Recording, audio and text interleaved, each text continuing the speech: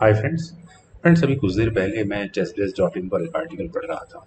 जैसे कि हम सभी लोग जानते हैं, कोविड-19 की वजह से फिलहाल कोई भी गेम टूर्नामेंट नहीं हो रहा है।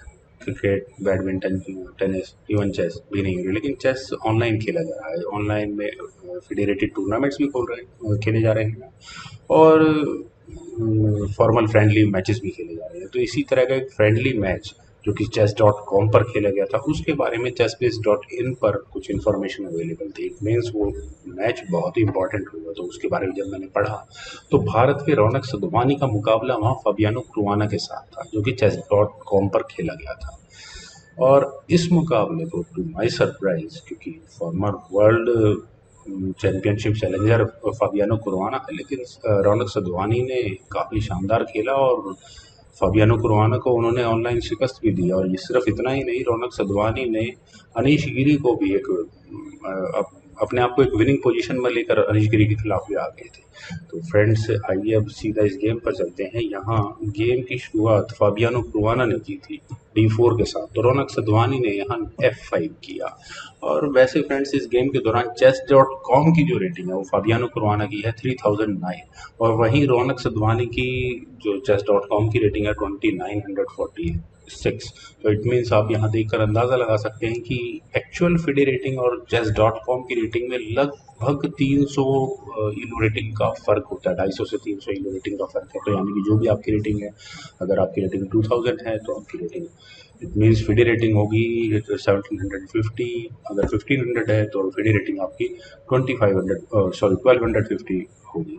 तो चलिए अब आगे गेम को कंटिन्यू करते हैं। नाइट C3 पहले फाबी ने किया, knight F6, then bishop G5, okay D5, then E3, bishop E6, bishop D3, then knight at B goes to D7, knight F3, G6, H4, okay then bishop गया G7 square पर। और अगर मैं कहीं ना कहीं बात करूं तो फाबी क्या ये बिशप मुझे थोड़ा अनकंफर्टेबल लग रहा है, क्योंकि एच पॉन आगे पुश होगा, उसके बाद जी पॉन। खैर बिशप तो बच जाएगा, लेकिन पोजीशन बहुत अनकंफर्टेबल मुझे लग रही है। नाइट E2 यहाँ पहले वाइट ने किया, और मेरे ख्याल से ब्लैक को यहाँ नाइट E4 ऑप्शन कंसिडर कर लेनी चाहिए थी। यहाँ बिशप पर एक अच्छा टारगेट बनता, लेकिन यहाँ अभी रौनक ने अपने नाइट को H5 स्क्वायर पर प्लेस किया। और ये नाइट H5 स्क्वायर पर क्यों आया है? क्योंकि शायद ये वाइट की प्लानिंग, जो फाबी की प्लानिंग लग रही है, वो अपने नाइट को F4 स्क्वायर पर ले जाने की होगी। तो शायद ये ट्रेड ऑफ करने होंगे। Night F4 as usual Fabi ने किया, knight takes F4, bishop takes F4, then H6, ताकि यहाँ वाइट अपने इस बिशप को दोबारा इस G5 स्क्वायर पर लाए ही ना। देन C3, बिशप F7, तो क्वीन गई B3 स्क्वायर पर। यहाँ इस B7 पॉन पर अटैक है, तो क्वीन C8 से इसका डिफेंस यहाँ रौनक सधवानी ने किया। C4, C6, C takes D5, bishop takes D5, then bishop C4 square पर आस्किंग फॉर बिशप एक्सचेंज, जिसे यहाँ रौनक ने एक्सेप्ट किया। Bishop takes C4, queen takes C4, then knight B6 square पर क्वीन पर अटैक बना है, तो क्वीन गई B3 स्क्वायर पर। और कुछ देर के लिए कम से कम यहाँ ब्लैक शॉर्ट साइड कैसल नहीं करने वाला है। नाइट D5, और अब कर लेगा, लेकिन नाइट E5, और इसके बाद bishop takes E5, bishop takes E5, और परफेक्ट स्क्वायर है वाइट के इस बिशप के लिए। इससे अच्छा स्क्वायर मेरे ख्याल से तो मिल ही नहीं सकता, लेकिन रौनक ने यहाँ सबसे पहला काम कैसल करने का किया, और फाबी ने भी यहाँ कैसल किया। किंग गया H7 स्क्वायर पर, ताकि ये H6 पॉन पर डिफेंस रह सके। रूक equals to E1, then H5 to F3, तो क्वीन गई D7 स्क्वायर पर, क्वीन C2, तो night F6, then B4, A5, B takes A5, rook takes A5। और फ्रेंड्स, यहाँ A5 जैसे ही ओपन हुई है तो ब्लैक की गेम आप देख सकते हैं। ये रुक A2 स्क्वायर तक टारगेट लगा रहा है। थोड़ी देर बाद क्वीन भी इसे A2 स्क्वायर पर टारगेट लगाने के लिए आ सकती है। रुक की बैटरीज लग सकती है, तो माइट भी यहाँ शायद वाइट को A4 के ऑप्शन कंसिडर कर लेनी चाहिए थी, लेकिन वाइट ने यहाँ अपनी क्वीन को F2 स्क्वायर पर प्लेस किया। ऐसा करने से एक छोटी सी प्रॉब्लम हुई, क्योंकि रौनक तो अपनी प्लानिंग के साथ ही चलेंगे। रुक eight F goes to A8, अपने रुक्स की बैटरी तैयार की। A2 पॉन पर अटैक बनाया, तो रुक गई E2 स्क्वायर पर, ठीक है।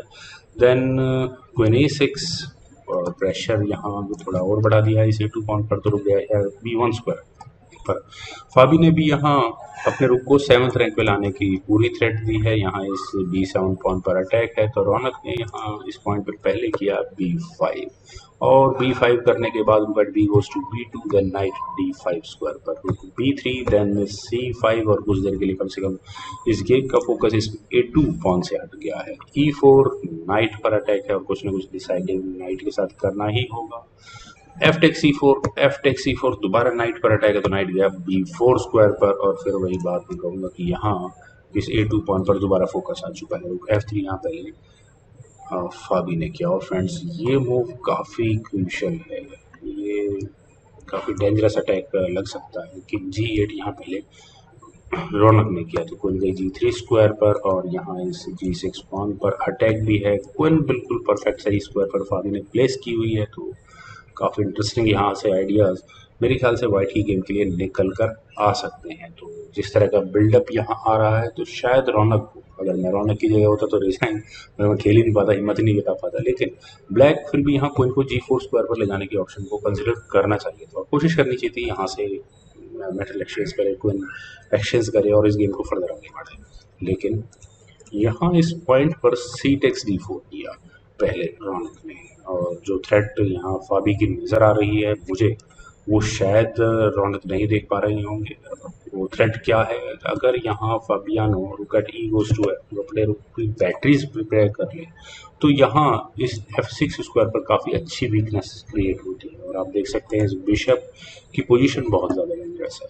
तो अब ब्लैक क्या कर सकता है, रुक A6 कर सकता है, ठीक है, इस स्क्वायर को थोड़ा और डिफेंड कर ले, लेकिन फर्क नहीं पड़ता। रुक F6 यहाँ पहले वाइट करेगा ही करेगा। E takes F6, queen takes F6 हो भी नहीं सकता, अदरवाइज क्वीन गंवानी पड़ जाएगी। तो क्वीन टेक्स G6 चेक पहले यहाँ फाबी करेंगे, देन किंग F8 स्क्वायर पर ही जाएगा, then rook takes F6 check होगा, queen takes F6, bishop takes F6 and that's it. और अगले दो मूव में चेकमेट की तरफ होगी, चलिए मैनेज हो जाएगी, एक्सचेंज डाउन होने का भी मौका मिलेगा। लेकिन ये पूरी गेम है फाबी के दिमाग में यहाँ इस पॉइंट से। लेकिन उस सब के बावजूद भी फाबियानो ने यहाँ पहले किया बिशप टेक्स D4। अभी वो जो प्रेशर बिल्डअप हो चुका था अपने रुक की बैटरीज लगाने के साथ, वो उन्होंने यहाँ भी नहीं किया। तो ब्लैक अब यहाँ क्या करे, ब्लैक आई थिंक जो अटैक बनता जा रहा है, शायद उन्हें यहाँ अपने नाइट को C6 जैसे स्क्वायर पर वापस लेकर आ जाना चाहिए था, ताकि वो यहाँ अपने पीसेस ज़्यादा से ज़्यादा पीसेस को किंग की डिफेंस में सेफ्टी में ला सकें। लेकिन यहाँ इस पॉइंट से रुक टेक्स A2 किया पहले रौनक ने, और अभी भी मेरे ख्याल से शायद कि अभी भी है फाबी के पास रुक F6 की ऑप्शन। लेकिन अगर रुक F6 अब मान लो फाबी करते हैं, तो E टेक्स F6 करना ही पड़ेगा पहले यहाँ ब्लैक को, then queen takes G6 check होगा, किंग H8 स्क्वायर पर गया भी, तो उसके बाद बिशप टेक्स F6 चेक होगा, क्वीन टेक्स F6 करना ही पड़ेगा, अदरवाइज चेकमेट होगी। और अगर मान लो यहाँ इस पॉइंट से ये किंग H8 स्क्वायर पर ना जाकर F8 स्क्वायर पर जाए, तो बिशप यहाँ C5 स्क्वायर पर जाकर फिर दोबारा वही चेकमेट की थ्रेट के चेकमेट ही कर देगा। लेकिन यहाँ रुक टेक्स A2 पहले वाइट ने किया, ऑप्शन बहुत अच्छी थी, पता नहीं फाबी किस तरह से मिस कर गए। नाइट टेक्स A2 हुआ और फ्रेंड्स जिस मूव का मुझे बहुत देर से इंतजार था, आखिरकार वो अब फाबी ने लगाया। उन्होंने यहाँ किया रुक F6, ब्रिलियंट मूव है। ये मूव आराम से नहीं निकाले जा सकते और जैसा कि मैं बता ही चुका हूँ, E takes F6 was not in option, क्योंकि क्वीन टेक्स G6 चेक होगा और उसके बाद ये गेम यहीं खत्म हो चुकी होगी। तो क्वीन टेक्स E4 यहाँ पहले रौनक ने किया, तो रुक टेक्स G6 चेक यहाँ, ठीक है, क्वीन एक्सचेंज ठीक था, ये मूव इतना बुरा नहीं था, क्वीन से ऑन नहीं लिया जा सकता था, तो किंग गया F7 स्क्वायर पर, देन रुक G7 चेक, किंग गया E6 स्क्वायर पर, बिशप C5। और ये गेम फ्रेंड्स मेरी नज़र में बहुत फ्रस्ट्रेटिंग होगी रौनक सदवानी के लिए, बहुत प्रेशर में है फिलहाल ब्लैक यहाँ। रुक E8 स्क्वायर पर, चलिए रौनक ने ले भी लिया है, तो क्वीन B3 चेक, ये दूसरे एंगल से चेक दी, क्वीन बीच में लगी, तो अब क्वीन E3 चेक हुआ, फिर उसके बाद किंग D5 स्क्वायर पर, ताकि फर्दर कोई कम से कम क्वीन की चेक ना आए, अदरवाइज बिशप यहाँ से ऑफ होता है। हाँ, ये क्वीन G5 स्क्वायर से चेक दे सकती है, लेकिन यहाँ फाबी ने अपने रुक से चेक दी, रुक को G5 स्क्वायर पर ले जाकर, और अब मेरे ख्याल से ब्लैक के पास क्या ऑप्शन अवेलेबल है।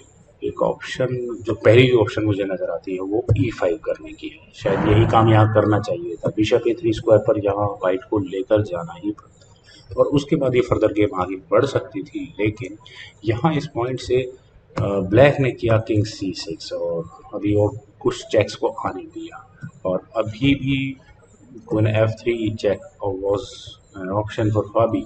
तो किंग मूव होता, चलिए छोड़िए, वही देखते हैं जो गेम में हुआ था। बिशप A7 पहले वाइट ने किया और यहाँ दूसरे एंगल से दोबारा वही चेक सीक्वेंसेस को तैयार करने की कोशिश की। क्वीन C1 चेक, लेकिन ये जो क्वीन यहाँ फाबी ने इस क्रूशियल पॉइंट पर छोड़ दी है, उसकी वजह से आप देखिए कि यहाँ रौनक को मौका मिला क्वीन एक्सचेंज करवाने का और यही मौका मेरे ख्याल से रौनक को चाहिए था। Queen take C1, night take C1, rook takes H5, then knight E2 check, king F2 square पर नाइट पर अटैक, नाइट गया F4 स्क्वायर पर। और फ्रेंड्स अब मैं गेम की पोजीशन की बात करता हूँ। मेटल वाइज दोनों इक्वल हैं और वाइट का एडवांटेज है यहाँ ये दो कनेक्टेड पॉन्स और ब्लैक के दो डिसकनेक्टेड पॉन्स हैं, लेकिन ब्लैक के किंग की पोजीशन थोड़ी बेटर है। रुक की पोजीशन उतनी बेटर नहीं है, लेकिन वो इम्प्रूव हो जाएगी, ज़्यादा देर नहीं लगेगी इस इम्प्रूव करने में।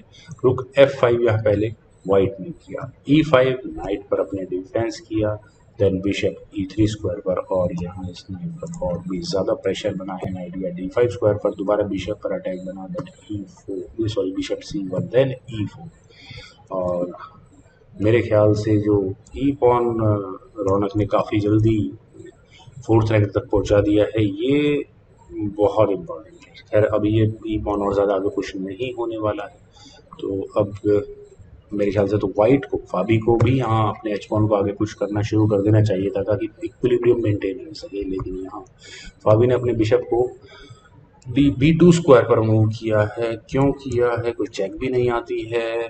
E3 चेक, ब्लैक जरूर चेक दे सकता है, किंग है E2 स्क्वायर पर। देन अब क्या हो सकता है, मेरे ख्याल से रौनक की वापसी हुई है इस गेम में। रौनक के पास एक बहुत अच्छी ऑप्शन है अपने रुक को A8 स्क्वायर पर ले जाने की और यहाँ इस बिशप को पिन करने की, थ्रेट देने की, इनफैक्ट चेक देने की, तो दोनों ऑप्शन अवेलेबल थी, लेकिन यहाँ रौनक ने अपने को G8 स्क्वायर पर ले जाकर यहाँ इस G2 पॉइंट पर अटैक बनाया। ऐसा करने से एक प्रॉब्लम क्रिएट हुई है, प्रॉब्लम नहीं, फबियानो के पास इस प्रॉब्लम का सोल्यूशन है। उन्होंने यहाँ अपने रुक को G5 स्क्वायर पर प्लेस किया और रुक एक्सचेंज ऑफर दिया, और अगर रुक एक्सचेंज होते हैं तो ये पॉन वीक हो जाएगा, तो रुक F8 यहाँ पहले ब्लैक ने किया और उन्होंने यहाँ चेक देने के बाद बिशप पर अटैक बनाया। बिशप ऑफ हो गई होगा, बिशप गया D4 स्क्वायर पर पहले ही, तो रुक F2 चेक, किंग गया E1 स्क्वायर पर, देन रुक C2 और रुक के C2 स्क्वायर पर आने के बाद क्या होगा, चेक्स तो आती है। रुक G6 चेक, तो किंग गया D7 स्क्वायर पर, देन रुक G7 चेक, किंग गया E6 स्क्वायर पर और अब दिस रुक G3 मूव और यहाँ प्रेशर बनाया जाए इस पॉइंट पर, इसी पॉइंट के ऊपर। शायद ऑप्शन थी अच्छी फाबी के लिए, लेकिन यहाँ फाबी ने एक और चेक दी अपने रुक को G6 स्क्वायर पर ले जाकर, किंग गया F5 स्क्वायर पर और शायद ये चेक्स का सीक्वेंस अभी कंटिन्यू हो सकता था। रुक G5 चेक हो सकती थी, नाइट तक प्रेशर बनता यहाँ पर, लेकिन यहाँ वाइट ने पहले अपने रुक को G8 स्क्वायर पर प्लेस किया और फाबी की इंटेंशंस 8th रैंक से कंटिन्यूस चेक्स देने की होंगी शायद, तो किंग E4 यहाँ पहले ब्लैक ने किया। पर बातों में जो पोजीशन यहाँ रौनक सदवानी अचीव कर चुके हैं, वो ये किंग बहुत अच्छे स्क्वायर पर जा चुका है। मान लो अगली चेक आती भी है तो ये किंग यहाँ इस D3 स्क्वायर पर आ जाएगा और उसके बाद चेकमेट, दैट्स इट। तो अब यहाँ फाबी क्या कर सकते हैं, इस पॉन को एलिमिनेट कर दें, bishop take C3, night take C3, वैसे ही यहाँ ये गेम खराब हो जाएगी अगर ये गेम इस तरह से आगे बढ़ती है तो।